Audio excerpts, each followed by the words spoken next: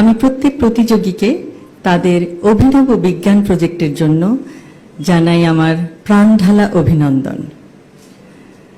আমি জিয়াউর রহমান ফাউন্ডেশনের প্রত্যেক সদস্যকে জানাই আমার আন্তরিক ধন্যবাদ। তাদের নিরলস প্রচেষ্টার ফলে আজ এই অনুষ্ঠান নিখুঁতভাবে পরিচালিত হচ্ছে। জিয়াউর রহমান ফাউন্ডেশন সমাজ সেবামূলক কাজের একটি অসাধারণ দৃষ্টান্ত। প্রতিযোগীদের উদ্দেশ্যে বলতে চাই যে তোমরা ভবিষ্যতে ইনশাআল্লাহ নিজ নিজ ক্ষেত্রে সার্থক হয়ে বিশ্বের বুকে বাংলাদেশের নাম উজ্জ্বল করবে। সকলকে ধন্যবাদ। আল্লাহ হাফেজ। বিজ্ঞান মেলায় অংশগ্রহণকারী ছাত্রছাত্রীবৃন্দ, আসসালামু আলাইকুম। আমি এতক্ষণ তোমাদের বক্তব্যগুলো শুনছিলাম। অসাধারণ, সত্যি অসাধারণ।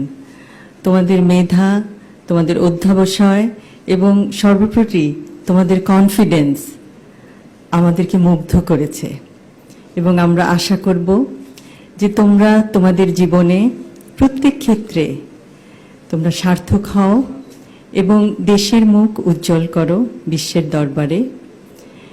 এবং বিজ্ঞানের প্রতি তোমাদের যেই মমত্ববোধ আমরা দেখতে পাচ্ছি, ভবিষ্যতে আমরা আশা করব তোমরা বিজ্ঞানের জগতে উদ্ভাবন করে পৃথিবীর সমগ্র মানুষের জন্য কিছু করবে এবং ইনশাআল্লাহ আমাদের সবার সহযোগিতা পাবে।